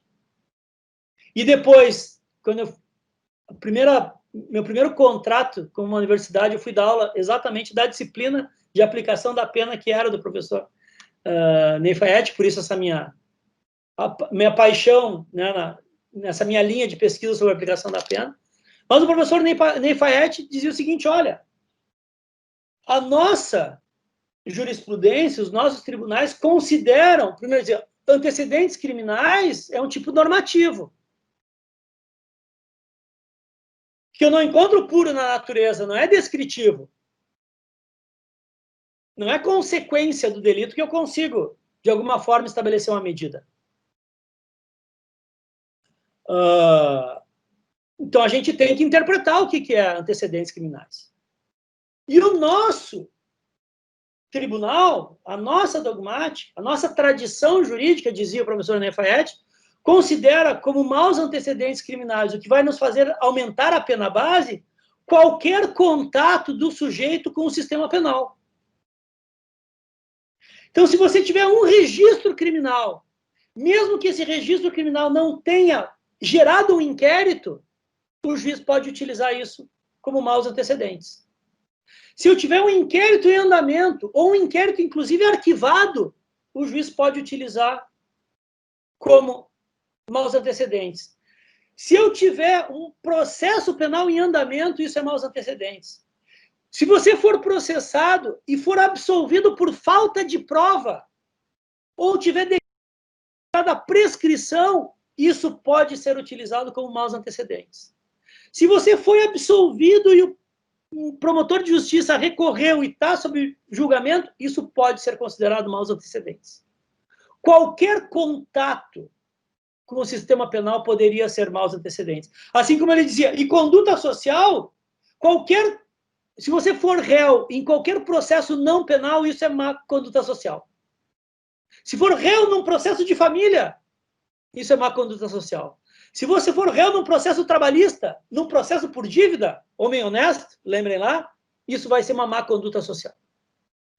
Olhem só, como a jurisprudência conseguiu controlar esse tipo penal aberto? Dizendo, e vocês já sabem, que para fins de aplicação de pena base, não poderão ser valorados inquéritos em andamento e ações penais em andamento. Sumularam isso na súmula 444. Depois uma disputa de narrativa dogmática. Isso nos dá uma orientação. Isso torna um tipo penal aberto, normativo, controlável. Então, nós sabemos, hoje, que, embora isso não esteja definido no código, porque lá só tem o standard, a categoria antecedentes, todos nós sabemos que aqueles maus antecedentes, aqueles antecedentes lá que está no código, têm que ser interpretados. Decisões criminais transitadas em julgado que não geram reincidência. Porque se gerar reincidência, vai ser reincidência, e não maus antecedentes. Então, olhem só, um tipo aberto, com lacunas de interpretação, acaba sendo fechado como? A partir de uma disputa dogmática. Personalidade. Hoje, por mais que esse não seja o fechamento que eu considero ideal, mas nós já temos várias decisões com posições conflitivas nos tribunais, dizendo o seguinte: para valorar personalidade de forma negativa na aplicação da pena, é fundamental um laudo técnico. Eu, particularmente, acho que nem com laudo técnico, mas com laudo técnico, mas se tiver exigência de um laudo técnico, para mim já vale. Por quê? Porque já fecha e não permite que o juiz diga qualquer coisa sobre qualquer coisa. Personalidade voltada para o delito. Réu mau caráter. Réu de má índole. E aumente a pena dessa forma. Então eu chamo, né, me encaminhando, meu Deus, 10 para 1. Cara, eu estou falando... É que daí não dá, daí eu escolho esses temas que eu gosto de falar, e daí eu começo a falar e não paro. E... Isso que eu tinha pedido para o Rafael para ser antes, porque eu tenho, né, uma agendinha, né, mais adiante, mas vou tentar concluir para a gente poder conversar e discutir um pouco. Né? O que eu estou querendo dizer é o seguinte: o garantismo é uma ferramenta processual. Inclusive, eu teria hoje dificuldades de classificar como uma dimensão da criminologia crítica. Porque Ferraroli é positivista. Ferraroli é baseado na teoria do consenso e não da teoria do conflito. Só para pegar duas questões para não entrar nessa discussão. Né? Porque Ferraroli é baseado na lei de Hume e criminologia para ele ele é neo-kantiano nesse aspecto, é ser e não dever ser. Mas isso nos dá uma ferramenta. E uma ferramenta de produção de conhecimento e de domínio crítico da dogmática para tentar conduzir o fechamento de tipos penais. E esta é a tarefa, uma das tarefas que nós, como criminólogos críticos, temos na dimensão da dogmática crítica. Porque, como críticos, nós temos 3 dimensões de atuação. Uma é na dogmática crítica, que é como operador do direito ou pensador do direito trabalhando nessas categorias, indo lá para trabalhar prisões preventivas, aplicação da pena, nulidade, para produzir interpretações e tentar produzir decisões garantistas, fazendo uma dogmática libertária e não uma dogmática autoritária. E é isso que eu chamo de dogmática crítica. Um segundo plano é uma crítica dogmática, onde a gente sai da dogmática, olha a dogmática como objeto e produz conhecimento sobre a dogmática, fazendo uma meta dogmática. Por isso que o subtítulo do Barata é Criminologia Crítica e Crítica do Direito Penal, porque ele utiliza o direito penal como objeto. E aqui nos permite pensar nos fundamentos do direito penal, tanto do ponto de vista criminológico, empírico, quanto do ponto de vista normativo, filosófico. E aqui o garantismo também é válido. E a terceira dimensão desse nosso atuar crítico, daí sim, é a criminologia crítica, onde a gente vai confrontar o sistema punitivo com a sua realidade. Confrontar aquela fórmula da crítica que está sempre presente nos estudos, que é confrontar as funções declaradas com as funções reais. Nesse momento, a gente tira a toga, né, e veste o hábito do sociólogo, do antropólogo, do criminólogo e vai para campo, para produzir um conhecimento, mas um conhecimento que também será dogmaticamente útil, né? Então, acho que a gente tem que ter claro essas três dimensões. São distintas, uma não invalida a outra, e cada um de nós pode atuar numa ou em todas, né? Mas, por isso, aquele que vai produzir dogmática, né, tem espaço e deve dominar essas categorias, porque a gente não pode deixar esse campo, que é extremamente fértil, abandonado, né? Nesse aspecto, eu discordo, por exemplo, da Flausina, né, quando ela faz uma crítica à criminologia crítica, dizendo que a criminologia crítica ela é misógina, ali só fala homem branco, então eu vou ter que sair, vou ter que ir para outro lugar. Isso está num texto dela publicado, inclusive, pelo próprio Nilo Batista na Discursos Sediciosos, que é o principal veículo da criminologia crítica, né? Eu, particularmente, quero a Flausina aqui dentro, né? Porque se efetivamente a criminologia crítica foi o lugar onde só fala homem branco, né, embora críticos, né, nós temos que ter mulheres e mulheres negras e homens negros aqui dentro também, né? Não me parece que seja um campo, né, a ser abandonado. Assim como a dogmática, né? Porque muitas vezes nós que temos uma tendência mais crítica, e esse é o perfil de todos aqui, eu imagino, senão não estariam nesse grupo, é de rejeitar a dogmática e dizer, putz, isso é muito chato, não vai dar, né? Mas a gente precisa produzir conhecimento, dominando a teoria do delito, dominando a teoria do processo penal e produzindo novos conceitos, né, para tentar controlar minimamente o decisionismo, o substancialismo, que, em última esfera, vai produzir o quê? Aumento de gente no cárcere, né? Aumento de letalidade policial. Esses fenômenos que a criminologia crítica também denuncia já há bastante tempo. Gente, encerro aqui, né? Falei demais, quero ouvi-los um pouco. Obrigado, Rafael. Rafael, muito obrigado.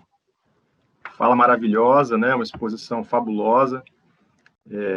Para a gente é uma grande alegria receber você aqui, ouvi-lo aqui no nosso grupo, né? Estava muito ansioso por essa oportunidade, por esse momento. Eu queria te fazer uma pergunta, que foi algo que eu conversava muito com o Thiago, né? O Thiago era um cara muito angustiado. Às vezes a gente estava no escritório, batendo papo, final de tarde, assim, aí eu, na hora do almoço, começava a falar um pouco sobre algumas coisas, a gente escreveu muita coisa juntos, e eu me lembro que uma das nossas angústias que a gente compartilhava era o nosso ceticismo em relação à possibilidade de transformar essa realidade do sistema penal, né? E a gente até aqui na faculdade, na FDV, a gente já teve durante um bom tempo um grupo de estudos de abolicionismo penal, mas certa vez a gente conversando com um colega da Alemanha, é o Luiz, todo mundo sabe das críticas do Luiz Greco em relação às reservas que ele tem em relação ao tipo de conhecimento que a gente produz aqui no Brasil. E o Luiz fez uma crítica que, depois eu e o Thiago, a gente ficou conversando um pouco sobre isso, né? Ele disse o seguinte, olha, o problema no Brasil hoje é que se produz muita metanarrativa e que não se resolvem os problemas dogmáticos que deveriam ser resolvidos. E essa conversa eu tive também com o Antônio Martins, um amigo querido, seu amigo também, colega seu aí na UFRJ. Há poucas semanas eu conversava com o Antônio sobre isso, né? Sobre essa angústia. Eu falava, Antônio, mas e aí?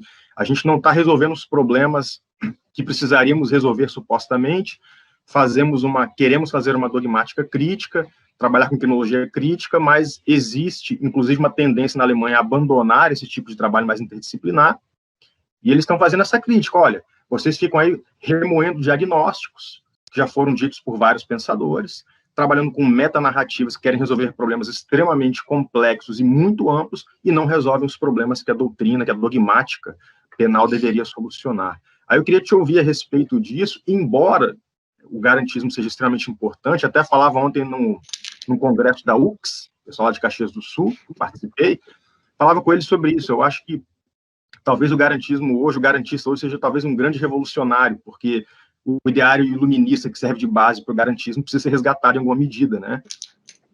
A gente trabalha com criminologia crítica, vai deslegitimar o tempo todo o sistema penal, e acho que faz todo sentido a partir da nossa realidade, mas talvez trabalhar direito e razão, repensar os axiomas garantistas seja um grande desafio, porque nós estamos vivendo um período pré-iluminista no Brasil, acho que a gente nunca chegou nem no iluminismo aqui, nem na modernidade a gente viveu.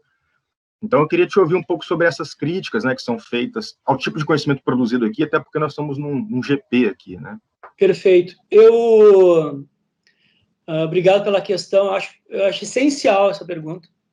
Eu terminei, agora veio o Blind Review, né, eu fiz as correções, e eu e o Lucas Matos, que é um criminólogo baiano, que a gente está escrevendo bastante junto ultimamente, e a gente escreveu um artigo que a gente submeteu para um journal, né, porque se não publica em inglês, né, as nossas métricas não são bem avaliadas, né, e que eu acho que eu posso falar, acho até porque eu posso falar aqui, porque felizmente foi dado a carta verde para publicação, deve sair no ano que vem, nos Estados Unidos. O título, na tradução, seria a crise da criminologia crítica no Brasil. A crise da crise.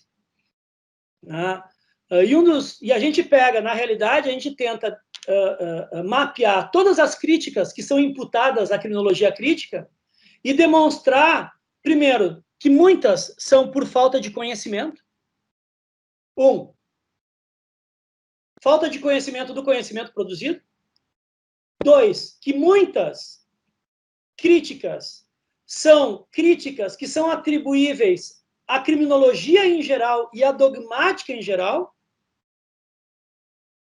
e que, por isso, não podem ser redirecionadas só à criminologia crítica, que é o que o Roberto Lira, naquele texto magnífico, Carta Aberta a um Jovem Criminólogo, ele dizia o seguinte: você, jovem criminólogo, né, que é um criminólogo que foi para o Canadá, que escreve uma carta para ele, e ele responde, ele diz: você, jovem criminólogo, fica procurando pulgas na nova criminologia e abafa os melhores latidos.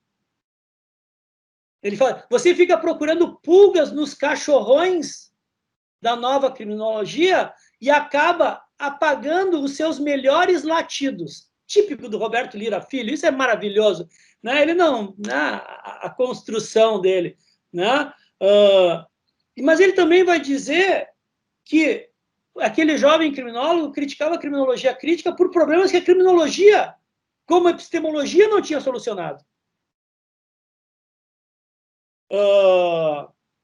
Bom, e daí o que a gente está dizendo é que se a realidade material que justificou o nascimento da criminologia crítica continua aguda e mais violenta ainda, isso significa que a crise da criminologia crítica, na realidade, é uma crise da criminologia crítica a partir, né, utilizando, né, sobretudo, os textos do Marildo Menegatti, quando ele fala da crise da modernidade, né, na tese de doutorado dele. Enfim, eu acho que é uma crise da criminologia crítica, que foi imputada por críticas como essa, né, de que os criminólogos críticos são idealistas, que todas as pautas são programáticas, né, aquilo que, resumidamente, seria a crítica pela crítica. Né, não fazem críticas construtivas, né, o que a gente ouve muito. Né. Eu reputo isso, né, assim, primeiro, falando especificamente do Luiz Greco, eu tenho divergências de fundo com ele, né, do ponto de vista epistemológico e, sobretudo, político, mas reconheço que ele fez um feito que é invejável e extremamente salutar para as ciências criminais do Brasil. Né? Ele é um professor catedrático da Universidade de Berlim, né? Que hoje é coautor do manual do principal penalista mundial, que é o Roxin. Isso é algo que nós temos, inclusive, para nos curar um pouco do nosso complexo de vira-lata, né? Isso nós temos que saudar. E eu acho, e eu aplaudo, né, de pé e absolutamente sincero esse feito dele, que eu acho maravilhoso. Né? Mas aí eu digo, eu acho que não é só ele. Né? Eu acho que muitos que fazem esse tipo de crítica desconhecem a tradição do que se produziu como conhecimento emancipatório no direito penal brasileiro. E não só no direito penal brasileiro. Porque dizer que os críticos no Brasil só fazem meta teoria, né, e só tem pautas programáticas e são idealistas, né, desde o meu ponto de vista, não se sustenta com base em dados empíricos irrefutáveis. Né? Por exemplo, quem foram as pessoas que introduziram o garantismo no Brasil? Foi Geraldo Prado. Foi Fauzi. Foi Jacinto Coutinho. Foi Hamilton Carvalho. Eu, de certa forma, eu acho que eu tenho uma parcela de culpa nisso. É só ler o que produziu Geraldo Prado na dogmática dura do processo. Um livro só dele sobre interceptações telefônicas. Se a gente quiser ser pontual, é só ler o Código de Processo Penal anotado do Fauzi.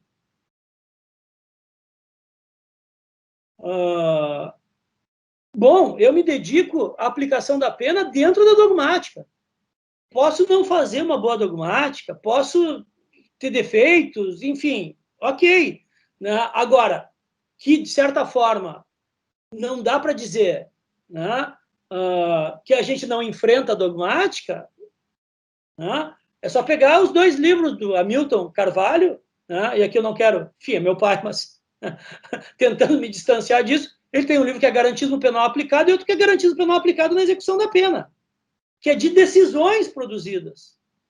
Né?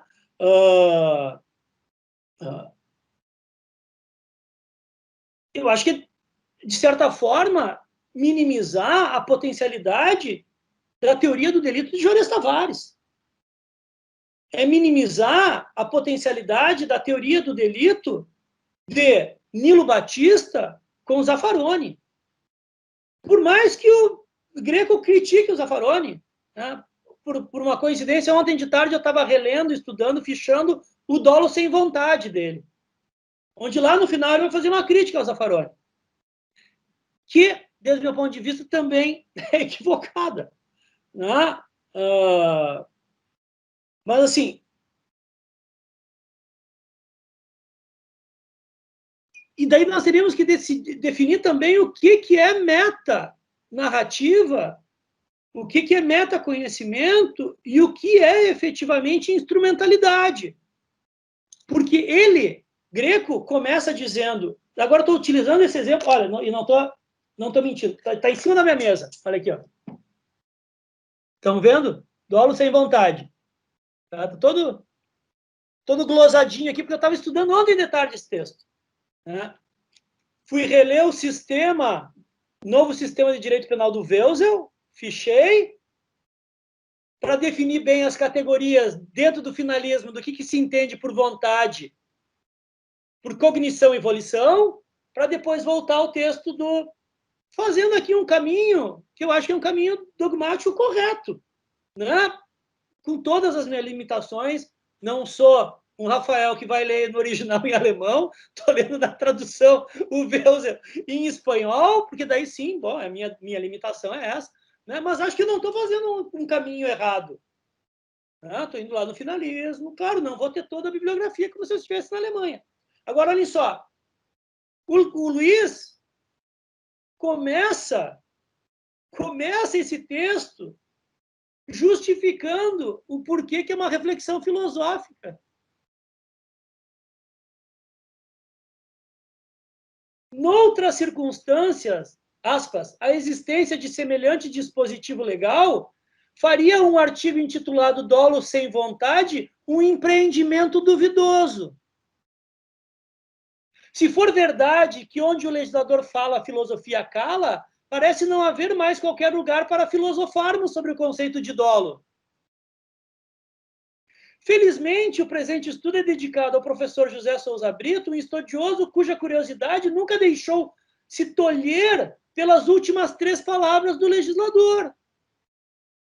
Isso nos permite supor sua concordância com a premissa de que partiremos, a saber, de que a dogmática do direito é ciência jurídica e não mero saber legal, e que a decisão do legislador não significa o fim, e sim o início da filosofia.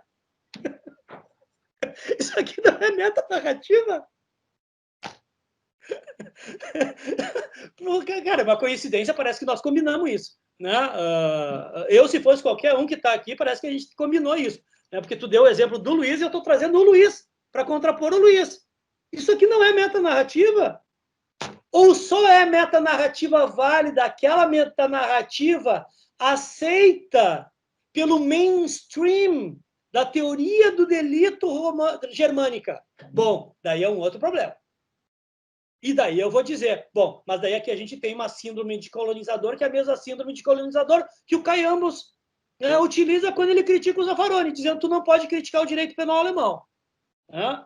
Bom, então é o seguinte, a gente produz tanto conhecimento instrumental e prático, que eu considero de qualidade, né, e aqui me utilizei dos meus amigos do processo penal, porque não tem nada mais agudo e prático, aspas, utilitário que o processo penal, mas a gente tem produção dogmática, e para mim, o último livro do Juarez Tavares, né, eu leio e releio, não paro de estudar, né, sou conhecido como um criminólogo crítico, mas veja, eu leio dogmática, leio teoria do delito, me interesso, né, trabalho na aplicação da pena, então eu acho que, primeiro, tem um certo desconhecimento, e depois um certo preconceito.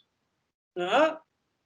Os índios lá do Brasil que não estão sabendo escolher direito o que, né, estão perdidos metodologicamente. Né?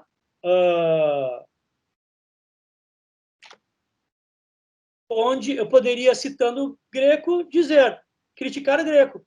Me desculpa, mas onde o legislador fala, a filosofia não cala.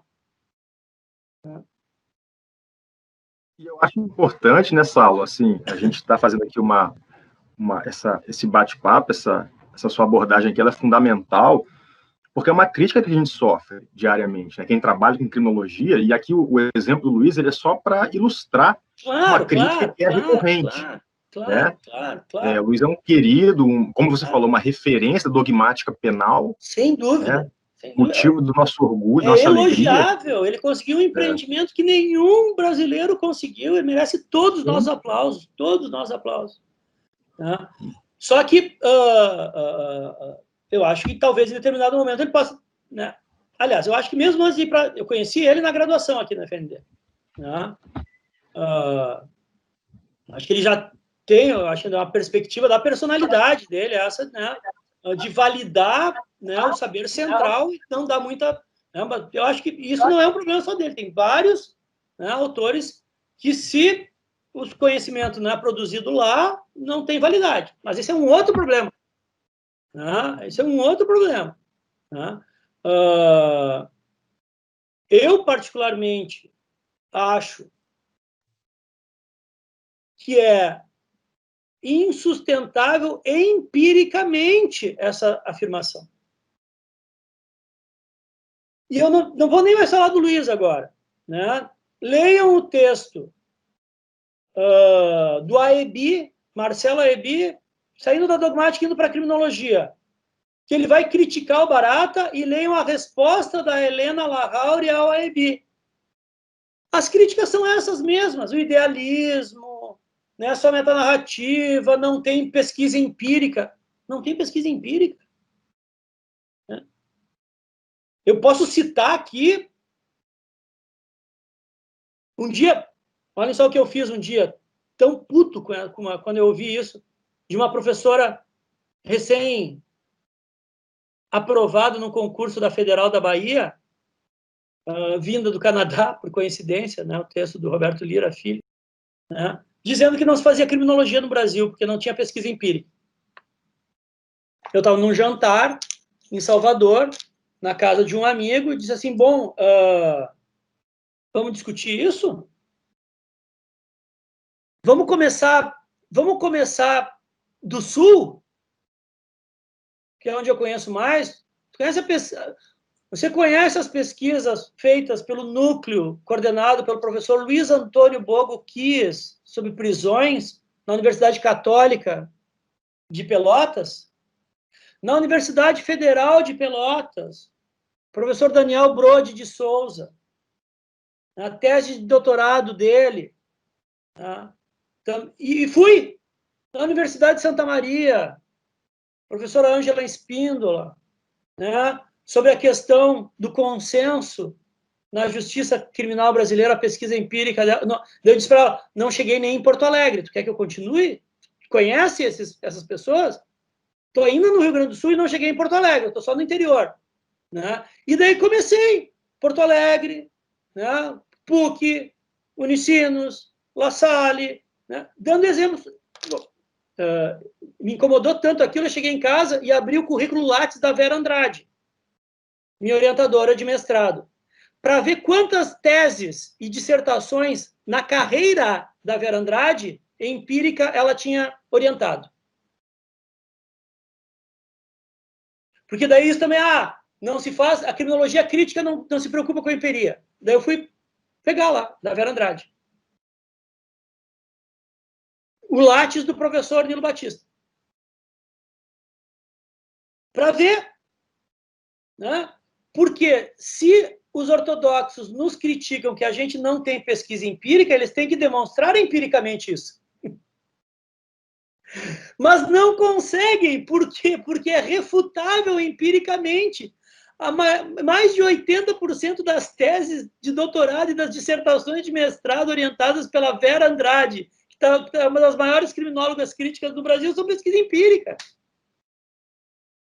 A minha, sobre política de drogas.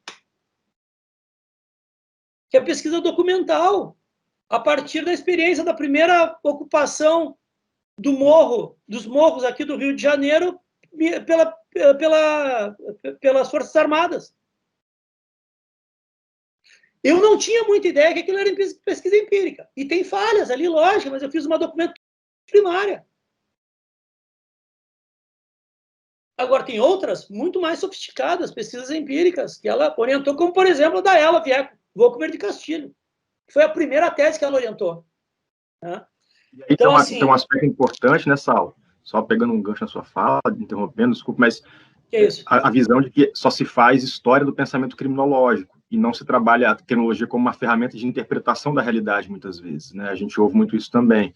Só fica fazendo história do pensamento criminológico, porque pega um livraço lá como o do Gabriel Anitua, né, que é um livro fabuloso, mas é necessário fazer. Agora, eu acho que o que a gente tenta mostrar sempre para os alunos é que isso existe já.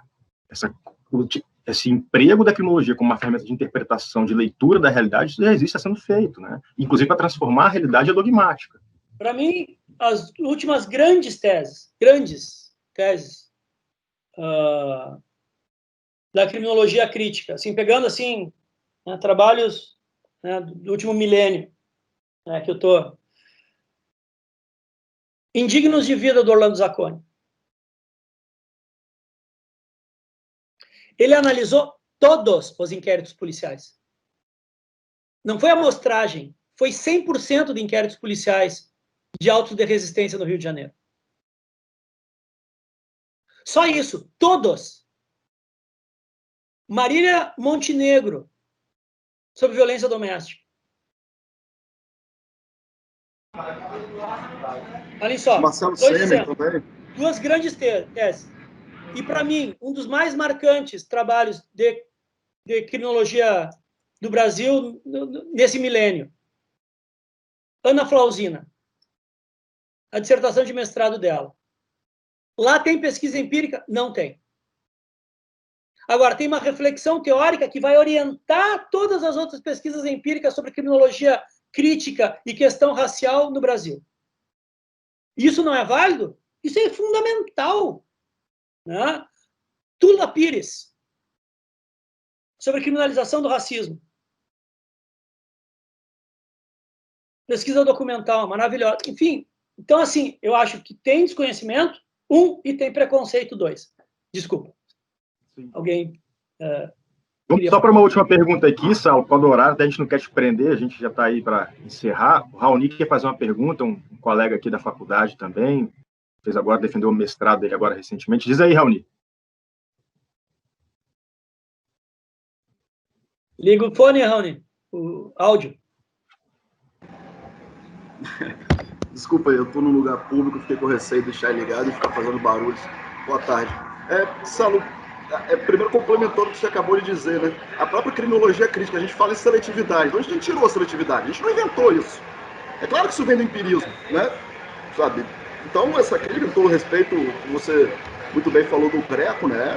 O que ele fez é extremamente admirável, e para quem acha isso maravilhoso, invejável também, mas ele também não está imune da gente criticá-lo, né? E o que você acabou de fazer foi exemplar. Você citou também o texto da Flausina. Foi uma referência importantíssima para mim. Eu trato de seletividade na minha dissertação, e vou chegar na pergunta que eu queria te fazer, porque é justamente o livro que você editou junto com o Evandro Pisa Duarte, em que você fala da criminologia queer, e o Evandro fala da criminologia racial. No meu trabalho eu usei mais a questão da criminologia racial. Isso me ficou na cabeça um movimento dialético da própria criminologia, que é crítica na postura e no método. Então, mas ao mesmo tempo, nessa crítica da própria Flausina... Caiu, Raoni. Estamos sem teu áudio. Tem que reabrir o áudio aí, talvez.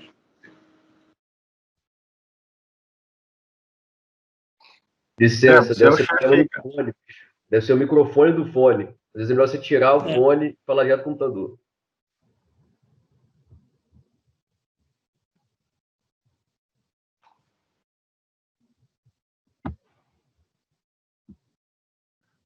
Bom, qualquer coisa também depois, Saulo, se ele não conseguir, eu posso te passar a pergunta dele e encaminho para ele. Eu só queria dar um exemplo para o que o Raoni estava falando.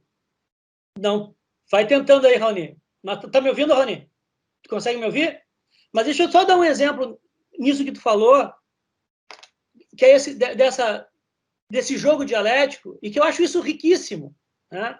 Então, olhem só. Eu escrevi aqueles textos sobre criminologia queer. Tá? Aquilo ali é mais historiográfico? É mais metanarrativa? É. Claro que é. Agora, o último texto que eu publiquei sobre esse tema é uma análise de julgados, em que eu uso a categoria transfobia judicial para poder, onde eu pego decisões judiciais que mantêm mulheres trans em presídios femininos no Brasil, né?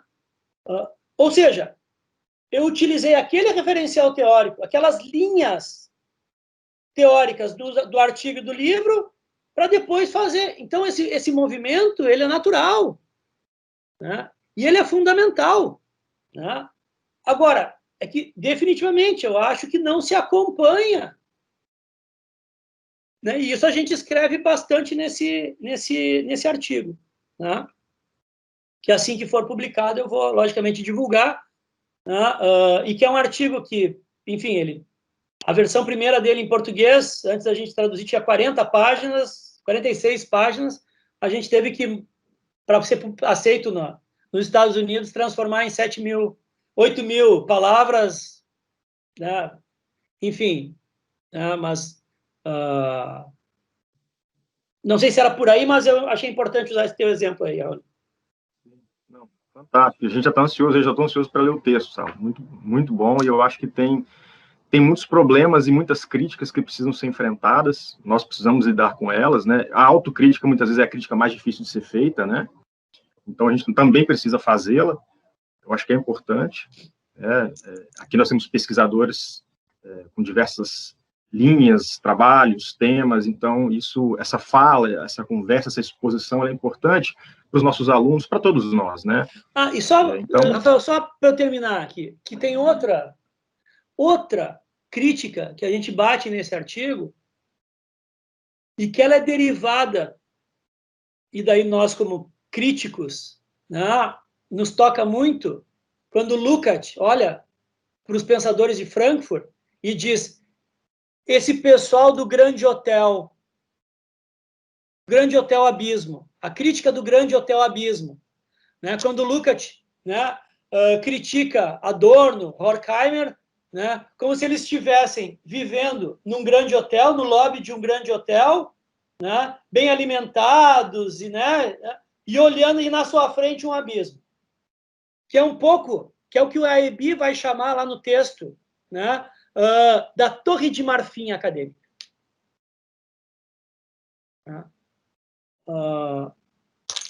Como se Adorno e Horkheimer não tivessem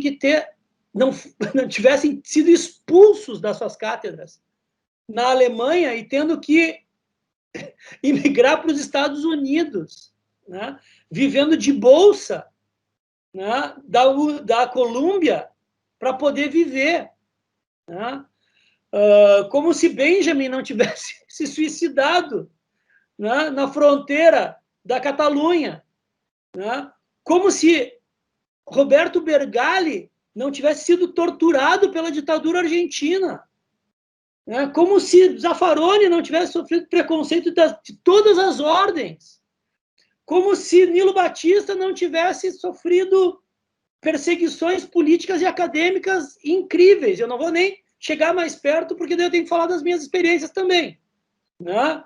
Que torre de marfim é essa? Né? Como se grande parte desses atores não atuassem também na advocacia, na magistratura, produzindo sentido na realidade. E 3, como se a docência por si só não fosse uma trincheira, né? E como se a pedagogia não fosse uma prática, né? Então, esses 3 pontos, né, também é algo que me toca muito, né, que eu não podia finalizar, já que a gente entrou por esse caminho, eu não podia finalizar. Era isso. Legal, e foi um ótimo caminho. Acho que entramos por um bom caminho, né? Porque quando gera reflexão e gera esse tipo de debate, e acho que é fundamental. O Marcos Nobre tem um textinho, né? A curso livre de teoria crítica, ele vai dizer um negócio lá que é fundamental. A teoria crítica, ela não se encerra na crítica, ela também está o tempo inteiro fazendo autocrítica. Essa crítica, ela não para, né?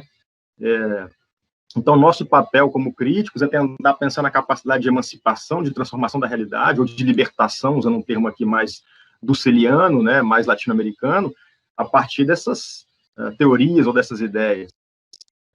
Então, mais uma vez, Saulo, te agradecer muitíssimo, sabe, assim, a fala foi genial, foi fantástico, está gravado, a gente vai disponibilizar no YouTube, se você autorizar, obviamente, se não tiver nenhum problema. Autoriza, claro. E assim, a gente fecha, então, hoje aqui, pessoal, esse segundo encontro do Seminário de Estudos Criminais, né, vinculado aqui ao nosso grupo de pesquisa, agradecendo a presença de todo mundo que ficou conosco aqui até agora, agradecendo muitíssimo ao Saulo por disponibilizar tempo, vir aqui falar conosco. Só para ficar registrado, né, peço desculpas pela minha... esse tipo de questão que foi colocado no final, sobretudo a partir da pergunta do Rafael, né, me move muito, então eu tendo a, inclusive fisicamente, a me... então, aqui, né, são, sobretudo, críticas acadêmicas e reflexivas, né, e, sobretudo, autocrítica.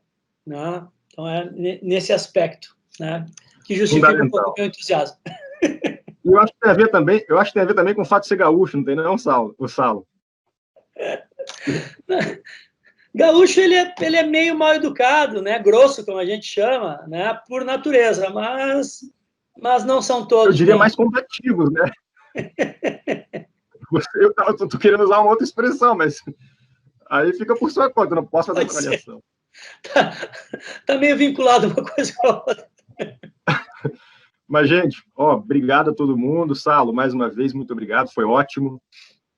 A gente fica realmente muito feliz. Quando tiver disponibilizado, então. me mandem o link aí também para eu dar uma... Tá. Porque algumas coisas que eu falei eu quero anotar depois para... Sim. A gente encaminha para você. A gente aprende, né? Todos nós, professores, a gente sabe, né? Como a sala de aula, muitas vezes ela serve mais para nós, né? Refletir sobre o que a gente está falando, né? Por isso que quem for defender dissertação, tese, né? Apresenta o trabalho no grupo, né? Fala, se ouve falar, isso amadurece. E aí eu acho que também é uma crítica que a gente precisa fazer, né? O âmbito acadêmico não está disposto a ouvir críticas, muitas vezes. A gente tem que ouvir as críticas às nossas ideias, porque é assim que a gente cresce, né? É assim que a gente aperfeiçoa, que a gente consegue, de alguma forma, produzir algo melhor ainda. Acho que isso é importante, né? Essa sua fala é fundamental. A gente sempre diz isso aqui para os alunos. Beleza, então, pessoal. Meus caros. Abraço a todos e a todas. Um abraço para todo mundo. André, Rafael e viva nosso querido Thiago. Abraço. Valeu. Abraço.